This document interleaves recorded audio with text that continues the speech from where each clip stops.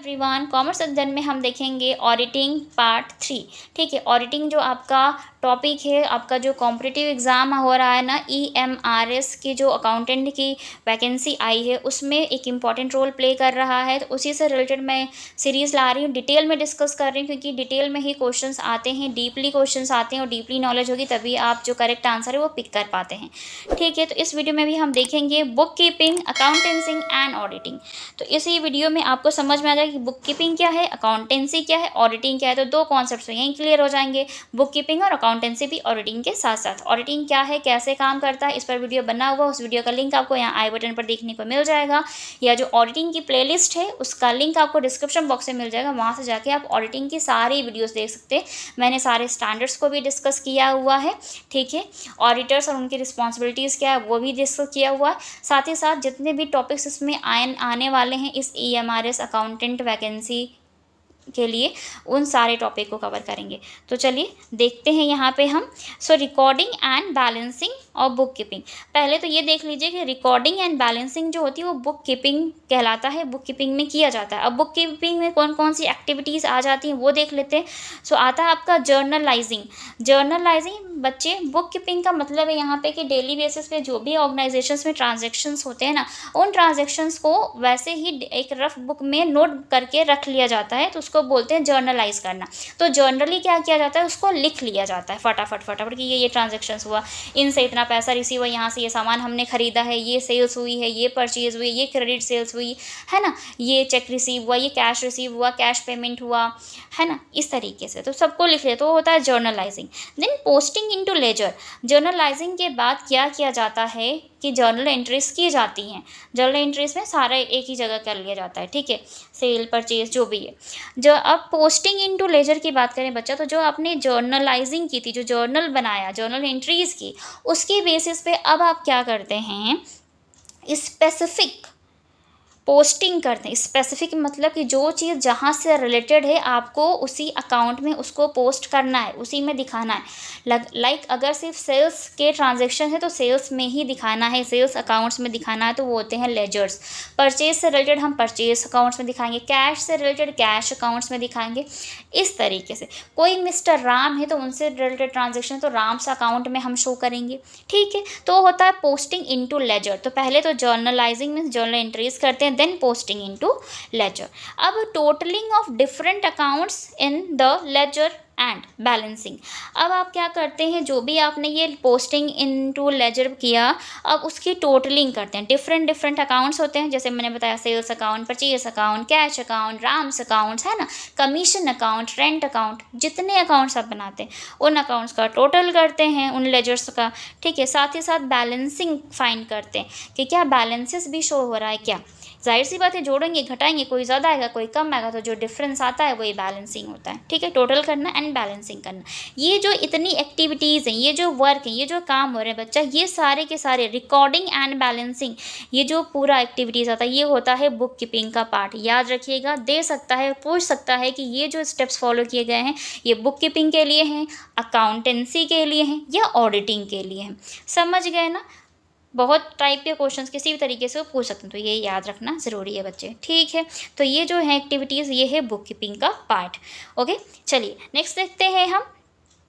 अब अकाउंटेंसी पे आ जाते हैं। अकाउंटेंसी क्या होती है बच्चे, समरी एंड एनालिसिस। इस पूरे ओवरऑल जो भी आपने अभी तक काम किया उसकी पूरी समरी और एनालिसिस जो होगा वो होगा अकाउंटेंसी। अकाउंटेंसी क्यों, तो हमने ये 4 पॉइंट्स पे बात कर लिया, 5th पॉइंट से जो शुरू होगा वो अकाउंटेंसी का पार्ट होगा। Checking the work of the book keeper. Book keeper means जिन्होंने ये बुक कीपिंग का सारा काम किया है ना बच्चे, जर्नलाइजिंग करना, posting into ledger, totalling and balancing का काम जो किया है, तो वो होते हैं बुक कीपर, जो बुक कीपिंग का काम करते हैं।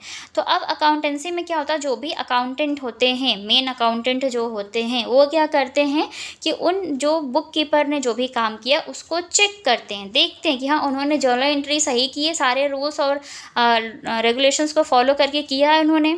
ठीक है, लेजर पोस्टिंग सही की है उन्होंने। ठीक, जो टोटल और बैलेंसिंग किया वो सही है या नहीं। ठीक है, वो चेक करते हैं पहले। देन अब वो क्या करेंगे, प्रिपरेशन ऑफ ट्रायल बैलेंस। अब वो अकाउंटेंट क्या करेंगे, ट्रायल बैलेंस को प्रिपेयर करेंगे। ट्रायल बैलेंस क्या होता है बच्चा, वो सारे लेजर अकाउंट्स के बैलेंसेस को हम क्या करते हैं, ट्रायल बैलेंस में ट्रांसफ़र करते हैं। सारे लेजर अकाउंट के बैलेंसेस को हम क्या करते हैं, ट्रायल बैलेंस में ट्रांसफ़र करते हैं। और ट्रायल बैलेंस में आपके सारे assets, liabilities, income and expenses को शो किया जाता है। ट्रायल बैलेंस के डेबिट साइड में सारी एसेट्स और एक्सपेंसेस के बैलेंसेस को शो किया जाता है, और क्रेडिट साइड में जो शो किया जाता है वो सारे लायबिलिटीज़ और इनकम्स के बैलेंसेस को शो करते हैं हम। समझ गए? तो ये होता है ट्रायल बैलेंस आपका। अगर आप कहेंगे तो मैं एक स्पेसिफिक वीडियो इस पर बना दूंगी। ओके, फिलहाल मैंने इस पर वीडियो बनाया हुआ है, उसका लिंक, ट्रायल बैलेंस का जो लिंक है वो आपको यहाँ आई बटन पर देखने को मिल जाएगा, मैं दे दूँगी, वहाँ से जाकर देख लीजिएगा। ठीक है, काफ़ी टाइम हो गया, फिर से कहेंगे तो मैं फिर से बना दूँगी। ओके, तो ये सभी जो है ये अकाउंटेंसी का पार्ट है। 7th जो पोर्शन है वो है preparation of trading and profit and loss account. Trading account से पहले बनता है मैन्युफैक्चरिंग अकाउंट, ठीक है, बट अभी वो नहीं बनता, पहले बनता था। सो manufacturing account, trading account and profit and loss account बच्चे। ठीक है, अब देखिए जब ट्रायल बैलेंस बन गया तो इसी ट्रायल बैलेंस के बेसिस पर सारे स्टेप्स को मैं फॉलो कर रही हूँ बच्चे, 1 by 1 स्टेप्स फॉलो हो रहे हैं, और इसी तरीके से ये पूछता है। तो ये जो 4 जो काम है ना, ये रिलेटेड हैं बुक कीपिंग से। बाकी जो आगे हम डिस्कस कर रहे हैं ये वाले जो हैं ये सभी ये रिलेटेड हैं अकाउंटेंसी से। तो ट्रायल बैलेंस बनाने के बाद आप बनाते हैं ग्रॉस प्रॉफिट और लॉस जानने के लिए ट्रेडिंग अकाउंट, नेट प्रॉफिट और नेट लॉस जानने के लिए प्रॉफिट एंड लॉस अकाउंट बनाते हैं, है ना, बनाते हैं, प्रिपेयर करते हैं। तो ये अकाउंटेंट का काम होता है, ये सारी चीज़ें पता करना कि क्या प्रॉफिट हुआ है, क्या लॉस हुआ है। अब प्रिपरेशन ऑफ बैलेंस शीट, अब उस पर्टिकुलर बिजनेस ऑर्गेनाइजेशन की पोजीशन को जानने के लिए, फाइनेंशियल पोजीशन को जानने के लिए बनती है यहाँ पे क्या, बैलेंस शीट, की एसेट ज़्यादा है या लायबिलिटीज ज़्यादा है। ठीक है, नेक्स्ट देखते हैं posting entries for rectification of errors and making adjustments. इनको करने के बाद आपने पढ़ा होगा फाइनल अकाउंट विथ एडजस्टमेंट। तो फाइनल अकाउंट की बात करें तो यहाँ तक हो जाता है, फिर आता है विद एडजस्टमेंट। दैट मीन्स कि जो भी एरर्स हुई हैं उनको रेक्टिफाई किया जाएगा, उन एडजस्टमेंट्स को, उन एरर्स को क्या किया जाएगा, एडजस्ट किया जाएगा।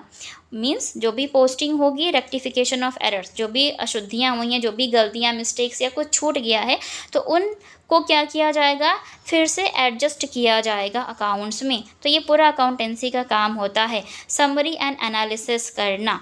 ठीक है, so accountancy begins where book keeping ends. तो अकाउंटेंसी कब स्टार्ट होती है, कहाँ स्टार्ट होती है, जब आपकी बुक कीपिंग का काम ख़त्म हो जाता है। तो बुक कीपिंग का काम यहाँ पर ख़त्म हुआ तो यहाँ से शुरू हो गई आपकी अकाउंटेंसी बच्चे। समझ गए इतना पॉइंट? ठीक है, याद रखिएगा, आपका ऑडिटिंग का एग्ज़ाम हो, आप क्लास 12th में हैं, ग्रेजुएशन में बहुत इंपॉर्टेंट रोल प्ले करता है। MCQs बहुत तरीके से पूछता है, ये इन एक्टिविटीज़ को दे देंगे और वो पूछेंगे क्या ये एक्टिविटीज़ किससे रिलेटेड हैं, बुक कीपिंग से रिलेटेड हैं या फिर अकाउंटेंसी से रिलेटेड हैं या फिर ऑडिटिंग से रिलेटेड हैं। अब बात आती है ऑडिटिंग की। ऑडिटिंग क्या होता है, एग्जामिनेशन ऑफ फाइनेंशियल रिकॉर्ड्स। वो क्या करते हो, सारे फाइनेंशियल रिकॉर्ड्स को चेक किया जाता है ऑडिटिंग में। ठीक है, so checking the work done by accountant. अब यहाँ पर क्या होंगे, एक पर्सन होंगे, कौन, ऑडिटर। वो क्या करेंगे, जो भी एक अकाउंटेंट ने काम किया है, जो भी उन्होंने फाइनेंशियल रिकॉर्ड्स मेंटेन किए हैं, अकाउंट्स प्रिपेयर किए हैं, बुक्स ऑफ अकाउंट्स को बनाया है, उनकी बुक्स ऑफ अकाउंट्स को वो पूरा चेक करेंगे, वो ऑडिटर। तो उसी प्रोसेस को बोलते हैं हम ऑडिटिंग करना। ठीक है बच्चों, तो अब ऑडिटिंग कब स्टार्ट होती है, तो आप बोल सकते हैं auditing begins where accountancy ends. तो ऑडिटिंग कब शुरू होगी, जब भी अकाउंटेंसी का काम ख़त्म हो जाएगा। ठीक है, इतना क्लियर हो गया, समझ गए? यकीन करते इस वीडियो के थ्रू आपको ये पॉइंट तो अच्छे से क्लियर हो गए हैं कि जो बुक कीपिंग में है उसमें कौन कौन सी एक्टिविटीज़ को इंक्लूड किया जाता है, अकाउंटेंसी में किसको किया जाता है और ऑडिटिंग में किसको किया जाता है। बहुत इंपॉर्टेंट है, तो प्लीज़ आप इसको और अच्छे से देख लीजिएगा, देख कर जाइएगा। ये सारे पॉइंट्स दे देते हैं या कन्फ्यूज़ करते हैं या स्टेप्स दे देते हैं कि कौन कौन सा स्टेप्स पहले आता है। ठीक है, 1 by 1। तो इस तरीके से भी वो क्वेश्चन कर सकते हैं। तो अगर मैं आपको अच्छे से समझा पाई हूँ तो कमेंट सेक्शन में कमेंट करके ज़रूर बताएं। वीडियो अच्छा लगा तो लाइक करें, फ्रेंड्स के साथ शेयर करें। चैनल पर आप हमारे नए विजिटर हो, चैनल को सब्सक्राइब कर लें, साथ ही साथ बेल आइकन को प्रेस कर लें ताकि आने वाली वीडियोज़ की नोटिफिकेशंस आपको बिल्कुल टाइम पर मिलती रहे। किसी भी टॉपिक से रिलेटेड आपको वीडियो चाहिए तो आप मुझे कमेंट सेक्शन में कमेंट करके बता सकते हैं। इंस्टाग्राम पेज पर डायरेक्ट मैसेज कर सकते हैं। इन नोट्स की आपको PDF चाहिए तो टेलीग्राम चैनल पर मिल जाएगी, तो आप उसे ज्वाइन कर सकते हैं। उनका जो लिंक है वो आपको डिस्क्रिप्शन बॉक्स में मिल जाएगा। कभी कभी कंपैरिजन पूछ लेता है अकाउंटेंसी एंड ऑडिट में। तो हम बात करें ऑडिटिंग की, तो जो ऑडिटिंग की सीरीज़ चल रही है आपकी, हम उस पर हर टॉपिक को कवर कर रहे हैं, ठीक है। तो अभी हमने जितनी वीडियोस बनाई है वो वीडियो आपको यहाँ आई बटन पर देखने को मिल जाएगा उनका लिंक, या फिर डिस्क्रिप्शन बॉक्स में ऑडिटिंग की प्लेलिस्ट का लिंक प्रोवाइड कर दूँगी, वहाँ से जाके आप सारी वीडियोस देख सकते हैं। इस वीडियो में हम देखेंगे अकाउंटेंसी एंड ऑडिट जो है वो किस तरीके से थोड़ा सा एक दूसरे से डिफरेंट है, ठीक है। क्या डिफरेंसेस हो सकते हैं, कब होता है, कैसे होता है, ओके। तो शुरू करते हैं फिर। अच्छे से समझने के लिए वीडियो साथ एंड तक बने रहिएगा ताकि हर एक पॉइंट आपको क्लियर हो जाए। अगर मैं आपको अच्छे से समझा पाऊँ तो कमेंट सेक्शन में कमेंट करके ज़रूर बताइएगा। वीडियो अच्छा लगे तो लाइक करें, फ्रेंड्स के साथ शेयर करें। चैनल पर आप हमारे नए विजिटर हो, चैनल को सब्सक्राइब कर लीजिएगा, साथ ही साथ बेल आइकन को प्रेस कर लीजिएगा ताकि आने वाली वीडियोज़ की नोटिफिकेशन आपको बिल्कुल टाइम पर मिलती रहे। देखते हैं, accountancy is mainly concern with preparation of summary and analysis of the records, and auditing is the examination of the complete records, financial records, याद रखिएगा financial records, ओके। फाइनेंशियल का मतलब जो कि वित्तीय लेन देनों से संबंधित होते हैं उनको बोलते हैं फाइनेंशियल, जो पैसों से संबंधित हैं, फाइनेंस से संबंधित है, उनका रिकॉर्ड होता है। तो अकाउंटेंसी क्या है कि वो ज़्यादातर क्या करता है, समरी और एनालिसिस करता है। जो भी फाइनेंशियल रिकॉर्ड्स प्रिपेयर किए गए हैं वो होती है आपकी अकाउंटेंसी, जिसमें आप क्या क्या प्रिपेयर करते हैं। आप अपना ट्रायल बैलेंस बनाते हैं, profit and loss account, balance sheet prepare करते हैं, ठीक है। ये सारी चीज़ें, एडजस्टमेंट्स को क्लियर करते हैं, एरर रेक्टिफिकेशंस को क्लियर करते हैं, ओके। ऑडिटिंग क्या है बच्चा, ऑडिटिंग इस किए हुए काम को, मीन्स जो आपका अकाउंटेंसी का काम था उसको ऑडिट करना, चेक करना, जांचना है, ठीक है। तो अकाउंटेंसी का जो काम करते हैं उसको हम, उस पर्सन को हम अकाउंटेंट बोलते हैं। ऑडिटिंग का जो काम करते हैं उस पर्सन को हम बोलते हैं ऑडिटर, ठीक है। जो बुक्स ऑफ अकाउंट्स को ऑडिट करते हैं, ऑडिट मीन्स अंकेक्षण करते हैं। अंकेक्षण का मतलब होता है जांचना, चेक करना। क्लियर हुआ। चलिए, second point is the main objective of accounting is to ascertain the trading results of a business. Trading में जो व्यापारिक क्रियाएं हुई हैं ना, उनका जो भी रिजल्ट आया है उसको असर्टेन करना, निर्धारित करना, निश्चित करना क्या है, कैसा है, वो मेन ऑब्जेक्टिव होता है अकाउंटिंग का, ठीक है। क्या रहा है उनका रिजल्ट, लॉस आया, प्रॉफिट आया, या अच्छा फेवरेबल कंडीशन या अनफेवरेबल कंडीशन है, ठीक है। And the object of audit is to certify as correct the financial statements prepared by the accountant। और जो ऑडिट होता है, ऑडिट का जो ऑब्जेक्ट होता है, ऑब्जेक्टिव होता है, उद्देश्य होता है, वो होता है सर्टिफाई करना। सर्टिफाइड मीन्स होता है यहाँ पे मतलब प्रमाणित करना या फिर सत्यापित करना, चीज़ों को देखना कि जो भी फाइनेंशियल स्टेटमेंट्स प्रिपेयर किए गए हैं एक अकाउंटेंट के द्वारा वो करेक्ट हैं या नहीं है, ठीक है, सही हैं या नहीं है, वो देखा जाता है कि वो एज करेक्ट वे में बनाए गए हैं या नहीं। Third point is an accountant is an employee of a business, ठीक है, while an auditor is a independent person. Means ये एक इंडिपेंडेंट आउटसाइडर होते हैं, आउटसाइडर पर्सन होते हैं। और जो अकाउंटेंट होते हैं उस पर्टिकुलर बिजनेस में हमेशा होते हैं। सपोज़ कोई बड़ा बिजनेस है तो वो अपने बुक्स ऑफ अकाउंट्स या फिर जो भी उनके फाइनेंशियल रिकॉर्ड्स हैं, ट्रांजैक्शन से, उनको रिकॉर्डिंग के लिए, अपना प्रॉफिट लॉस जानने के लिए, ठीक है, फाइनेंशियल स्टेटमेंट्स प्रिपेयर करने के लिए वो एक अकाउंटेंट को रखते हैं एज अ एम्प्लॉई, रखता है वो बिजनेस, ठीक है। लेकिन जो ऑडिटर होते हैं एक इंडिपेंडेंट स्वतंत्र पर्सन होते हैं, बाहर के होते हैं, ये बाहर से आते हैं और बुक्स ऑफ अकाउंट्स को इंडिपेंडेंटली चेक करते हैं, ठीक है, विदाउट एनी बायस। कोई ऐसा नहीं होता कि हाँ आप उनके फेवर में देना, नहीं, वो पूरा चेक करेंगे। अगर बात सही है तो वो सही बात करेंगे, बात गलत है तो वो उसके सामने रखेंगे, देन ये अपनी रिपोर्ट्स प्रेजेंट करते हैं। कौन, auditor, okay. Accountant is paid a salary while accountant is paid a remuneration. अब जो अकाउंटेंट होते हैं उनको मंथली सैलरी दी जाती है, क्यों, क्योंकि वो बिजनेस के एम्प्लॉई हैं, ठीक है। लेकिन जो ऑडिटर हैं वो साल भर में एक बार उस फाइनेंशियल ईयर की बुक्स ऑफ अकाउंट्स को चेक करने के लिए आते हैं, ऑडिट करने आते हैं, तो उस टाइम को उनको सिर्फ रेम्यूनरेशन देता है। रेम्यूनरेशन का मतलब होता है कि उन्होंने बुक्स ऑफ अकाउंट्स को ऑडिट किया तो उसका पारिश्रमिक उनको उसी टाइम पर दे दिया गया, रेम्यूनरेशन पे कर दिया गया। रेम्यूनरेशन या कमीशन नहीं बोलते, रेम्यूनरेशन बोलेंगे, ठीक है। पारिश्रमिक उनको जो भी उनका अमाउंट बनता है वो उनको दे दिया जाता है बुक्स ऑफ अकाउंट्स को ऑडिट करने के बदले में, ठीक, ऑडिटर को।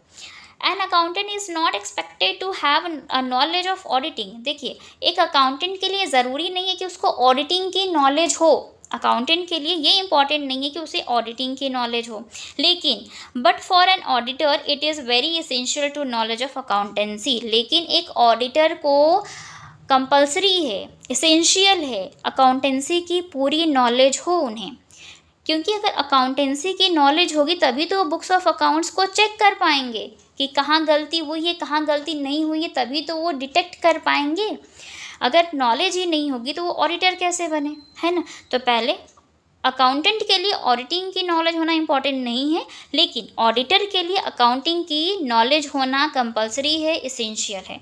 ठीक है, समझ गए। चलिए, an auditor can be changed, okay, sorry, an auditor can be changed from year to year to but an accountant is usually a permanent employee। देखिए, ऑडिटर जो होते हैं वो चेंज हो सकते हैं, लाइक फर्स्ट ईयर में कोई और पर्सन आया as a auditor books of accounts को ऑडिट करने, ओके, और पता चला कि फिर नेक्स्ट ईयर कोई और आ रहा है बुक्स ऑफ अकाउंट्स को ऑडिट करने। तो जो ऑडिटर हैं, वो जो पर्सन होते हैं वो चेंज होते रहते हैं, कोई दूसरा हो सकता है, कोई तीसरा हो सकता है, कोई भी हो सकता है, लेकिन वो होगा ऑडिटर ही। ठीक है, और जो अकाउंटेंट होते हैं वो कंपनी के परमानेंट एम्प्लॉय होते हैं, तो एक पर्टिकुलर टाइम तक वो काम करते हैं उस ऑर्गेनाइजेशन में, बिजनेस ऑर्गेनाइजेशन में, तो वो क्या होते हैं, वो चेंज नहीं होते, वो परमानेंट एम्प्लॉय होते हैं अकाउंटेंट। ओके, चलिए, an accountant does not submit his report. Accountant के लिए कंपलसरी नहीं है कि वो अपनी रिपोर्ट सबमिट करें, while an auditor has to submit his report to his client. लेकिन ऑडिटर के लिए कंपलसरी है कि वो अपनी रिपोर्ट अपने क्लाइंट को सबमिट करें। क्लाइंट दैट मीन्स कि जिनके लिए वो बुक्स ऑफ अकाउंट्स को ऑडिट कर रहे हैं, चेक कर रहे हैं, ऑडिटिंग का काम कर रहे हैं। तो ऑडिटिंग का काम जब कंप्लीट हो जाएगा तो वो अपनी एक रिपोर्ट जारी करेंगे जिसको हम बोलते हैं ऑडिटर्स रिपोर्ट। तो उनको रिपोर्ट देना मीन्स ऑडिटर को रिपोर्ट देना इंपॉर्टेंट होता है अपने क्लाइंट को, लेकिन अकाउंटेंट के लिए ऐसा कंपल्सरी नहीं है। ठीक है, ऑडिट एंड इन्वेस्टिगेशन में क्या डिफरेंसेस है ये देखेंगे कि क्या दोनों सेम होते हैं या डिफरेंट होते हैं। तो सेम नहीं होते, थोड़ा डिफरेंसेस होता है इसमें। क्या डिफरेंसेस है वो देखते हैं, तो वीडियो के साथ एंड तक बने रहिएगा। शुरू करते हैं फिर। फर्स्ट पॉइंट इज जो investigation is done with some specific objectives while audit is done to know the true and fair view of the state of affairs। ठीक है, तो अगर हम बात करें यहाँ पे इन्वेस्टिगेशन की बच्चा, तो ये स्पेसिफिक होता है, स्पेसिफिक उद्देश्य के लिए होता है। ठीक है, एक विशिष्ट उद्देश्य के लिए कभी कभी किया जाता है, हमेशा नहीं होता, जब ज़रूरत पड़ती है तब इसको किया जाता है। ऑडिट की अगर हम बात करें तो ऑडिटिंग होता है ये जानने के लिए कि जो भी स्टेट्स ऑफ अफेयर का मतलब है कि जो भी एक बिजनेस ऑर्गेनाइजेशन के मामले हैं, चाहे वो ट्रांजैक्शन, स्पेशली होता है फाइनेंशियल ट्रांजैक्शन से रिलेटेड, कि जो भी बुक्स ऑफ अकाउंट्स रेडी किया गया है तो उनके जो फाइनेंशियल मामले हुए हैं या जो भी फाइनेंशियल अफेयर्स हैं, ठीक है, उसकी अपनी स्टेट्स क्या है, अपनी स्टेट क्या है, स्थिति क्या है ना बिजनेस में, और जो बुक्स ऑफ अकाउंट्स प्रिपेयर किए गए हैं वो true and fair condition show कर रहे हैं या नहीं, तो उसको चेक करना, उसकी व्यू को देखना कि कैसा उसका स्टेट है, कैसी फाइनेंशियल कंडीशन है उस कंपनी की, जो उनका बुक्स ऑफ अकाउंट्स रिप्रेजेंट कर रहा है उनकी फाइनेंशियल सिचुएशन को, वो सही है या नहीं है, एक्यूरेट है या नहीं, ट्रू एंड फेयर है या नहीं, वो देखता है। ठीक है, तो इन्वेस्टिगेशन एक स्पेसिफिक पर्पस के लिए होता है और कभी कभी होता है। ऑडिट जो होता है वो हर साल होता है और बुक्स ऑफ अकाउंट्स को चेक करने के लिए किया जाता है कि सही बने हैं या नहीं बने हैं। ठीक है, समझ गए इतना पॉइंट। सेकेंड है, audit is generally conducted at the end of financial year while investigation cover several years to find the average earning capacity of the business. Okay, देखिए बात करें ऑडिट की, तो ऑडिट हमें सबको पता है ईयर हर साल होता है। फाइनेंशियल ईयर जब भी ख़त्म होगा तो बुक्स ऑफ अकाउंट, जो फाइनेंशियल स्टेटमेंट्स है, बुक्स ऑफ अकाउंट्स है, उनको चेक किया जाता है एक ऑडिटर के थ्रू, तो ये हर साल कंडक्ट किया जाता है। लेकिन इन्वेस्टिगेशन जो होता है वो हर साल नहीं होता है, कुछ ईयर्स में किया जाता है, 3 साल, 4 साल, 5 साल, 7 साल, इस तरीके से किया जाता है। 3 साल पे किया जाएगा, 5 साल पे किया जाएगा, 7 साल पे इन्वेस्टिगेट किया जाता है। उस पर्टिकुलर बिजनेस ऑर्गेनाइजेशन की एवरेज अर्निंग कैपेसिटी को चेक करने के लिए वो किया जाता है कि हाँ कितनी अर्निंग कैपेसिटी है और किसको नीड है, वो भी देखा जाता है कि किसको ज़रूरत है, कौन इन्वेस्टिगेशन करवाना चाहता है। कोई आउटसाइडर हो सकता है, उनके इन्वेस्टर्स हो सकते हैं, गवर्नमेंट हो सकती है, इस तरीके से। ठीक है, सो थर्ड पॉइंट इज जो इन्वेस्टिगेशन में be normally carried out the behalf behalf of those who are outsiders. हाँ, तो इन्वेस्टिगेशंस क्या होता है बच्चा, नॉर्मली किया जाता है उनके बिहाफ पर जो आउटसाइडर्स होते हैं। जैसे मैंने बताया कि कोई भी कंपनी का लोग इंसान इन्वेस्टिगेट नहीं करवाता है, ओनर्स कभी कभी करवा सकते हैं, लेकिन ज़्यादातर जो होते हैं वो बाहरी लोग ही इन्वेस्टिगेट करवाते हैं। कोई ऐसा किसी को पोजीशन जाननी है, रियल और करेक्ट सिचुएशन या उनकी फाइनेंशियल पोजीशन जाननी है, तब वो चेक किया जाता है। तो उनके इन्वेस्टर्स हो सकते हैं, शेयर होल्डर्स हो सकते हैं, स्टेक होल्डर्स हो सकते हैं, या फिर जो उनके अपने गवर्नमेंट है देश की, वो हो सकती है। ठीक है। Audit is always conduct for proprietors only. और जो ऑडिट होता है, प्रोप्राइटर्स मीन्स जो मालिक और ओनर होता है, उन्हीं के लिए कंडक्ट की जाती है हमेशा, क्योंकि मालिक ही जानना चाहता है ना कि बुक्स ऑफ अकाउंट जो उनके अकाउंटेंट ने बुक्स ऑफ अकाउंट्स में रिकॉर्ड मेंटेन किया हुआ है वो सही तरीके से किया है या नहीं, है ना। ऐसा तो नहीं है कि वो जो अकाउंटेंट है कोई फ्रॉड कर रहे हैं उनके साथ, तो वो कैसे पता चलेगा जब वो बुक्स ऑफ अकाउंट्स को ऑडिट कराएंगे, क्योंकि ऑडिटर को एक करेक्ट नॉलेज होती है, एक सही इन्फॉर्मेशन होती है, उनके पास अकाउंटेंसी की नॉलेज होती है, प्रिंसिपल्स पता होते हैं उन्हें, तो वो अच्छे से बता सकते हैं कि कहाँ पर क्या गलती हुई है या बुक्स ऑफ अकाउंट सही तरीके से बने हैं। ठीक है। तो वो सिर्फ और सिर्फ ओनर्स के लिए या प्रोप्राइटर्स के लिए ही कंडक्ट किया जाता है, और जो आपका इन्वेस्टिगेशन होता है वो आउटसाइडर्स के बिहाफ पर कंडक्ट होता है, करवाया जाता है कभी कभी। ठीक है। Third next point is your audit is legally compulsory specially in case of company. देखिए, ऑडिट जो है बच्चा वो कंपल्सरी है, लीगली कंपल्सरी है। लीगली का मतलब होता है वैधानिक तौर पे उनको करवाना ही पड़ता है। किसको? कंपनी को। अपने बुक्स ऑफ अकाउंट्स को हर साल ऑडिट करवाना ज़रूरी है उनको। ठीक है। But investigation is voluntary and depends upon the necessity. आवश्यकता के अनुसार अगर इन्वेस्टिगेशन की ज़रूरत महसूस होती है तो ही इसको किया जाता है, तभी इन्वेस्टिगेशन होता है, और ये वॉलंटरी होता है। वॉलंटरी मीन्स किसी की इच्छा पर आधारित है, उनकी इच्छा के अनुसार होता है।